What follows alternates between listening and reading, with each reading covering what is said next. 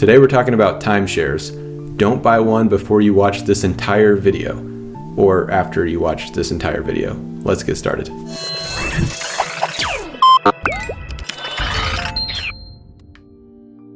Should you buy a timeshare? If you're looking for a quick answer, no. If you're looking for a longer answer, it's still no, but keep watching to figure out why. If we haven't met yet, my name is Kalen. I'm the founder of Freedom Sprout, where we talk about raising intentional children and living intentional lives. If that interests you, please hit the subscribe button below. Timeshares generate more than $10 billion every year, so obviously they've got their sales system figured out. They sell a lifestyle of luxury. That's their product. Their product is a lifestyle of luxury. And timeshare salesmen can be some of the sketchiest and most manipulative people I've ever met, and I've met a lot of them, unfortunately. But I really do believe they think they're doing the right thing because they were trained to think they're doing the right thing. Why are we here? To save lives. And you thought you were just selling time sharing, didn't you? Let me make something clear before we move on. A timeshare is not an investment. Period. A timeshare is financing all of your vacations for the rest of your life and paying for them even after the timeshare itself is actually paid off. So if you'd rather take less stressful vacations and spend less money and make your own decisions because you're an adult, don't buy a timeshare. And I know this because we've bought a timeshare. The salesman started off by offering us a $120,000 timeshare. After several hours of saying no, we left with a $9,000 timeshare. So once the price made sense, we bought it. And it wasn't too bad because yes, $9,000 is cheaper than most timeshares, but it still wasn't good either. And we kind of hacked the system. I talked about it a little bit in another video, but basically we get points for our timeshare and we have an economy suite is our actual unit. But if we filter by places that only have, say, a 3-bedroom unit or bigger available, then we trade up for a 3-bedroom unit at no extra cost because that's all they had available. And if we do that every single time and we're flexible about where we want to go based on availability, our timeshare can be fine and we can make it work, but it still would have been better if we never had it in the first place. If we looked around, we could find the same deal without having the contract and without paying the maintenance fees. Enough about us. Here are 5 reasons why you should never buy a timeshare. Number 1, timeshares are sold on emotion. Why would timeshare companies spend so much money on misleading advertising? Why would they spend so much money on giving you things and free tickets to force you to come listen to their talk on why their timeshare is so great? They're coming in for a sales presentation on their vacation for a free gift.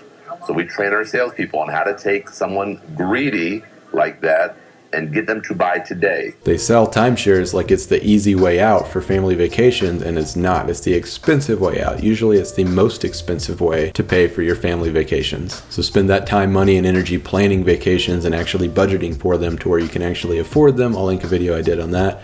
And you can do it without a timeshare, and it's going to be better all the way around. Number 2, timeshares lock you in on vacation options. Even if you get a timeshare that you can swap or you can exchange for a different timeshare, you're still at the mercy of the exchange company on where you can actually go, but you're paying for it regardless. Number 3, the maintenance fees on your timeshare will go up. It's not just that they can go up. A lot of articles and different things I've seen say timeshares maintenance fees can go up or they can change. They will go up. They will increase as time goes on, and you're likely locked in forever. These fees will be fairly expensive in the first place, and even though you're paying for them annually and they tell you you pay this much a year, you're paying for them for the time that you actually have the timeshare for. So if your maintenance fees are $400 a year and you own 1 week a year, that's not $400 a year. You're paying $400 a week because you only own 1 week, and that's just the maintenance fees. That's not even counting the actual cost of the timeshare. Number 4, you can't sell timeshares for much of anything, if even anything. You can find all kinds of different websites online selling timeshares, people selling them and trying to get out of them, and a lot of times you'll see timeshares for sale for $1 or $5. Why?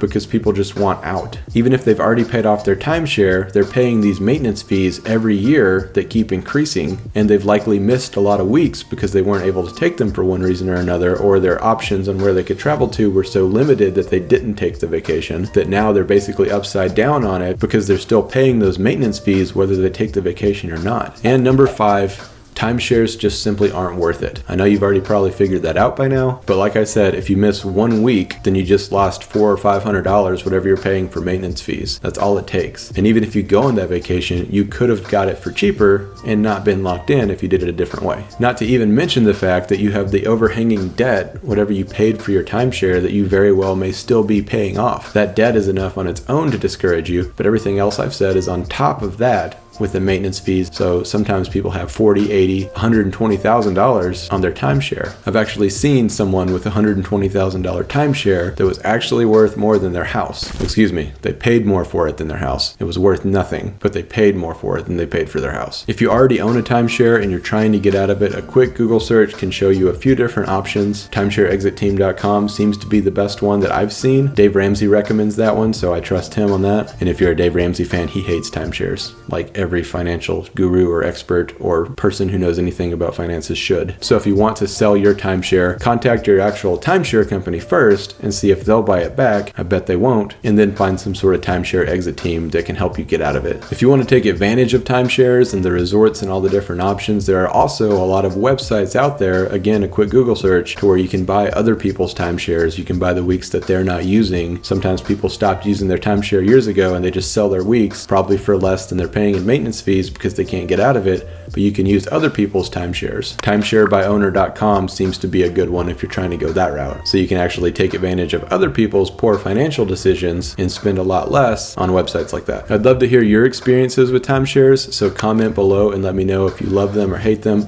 So far, the only people I've ever met who love timeshares are selling timeshares, so that should be a sign. Before you go, please subscribe to get more videos on money, minimalism, and our travel journey around the world. Check out my new book, Intentional Children. I'll put a link to that below. That's all for today. I will see you next week.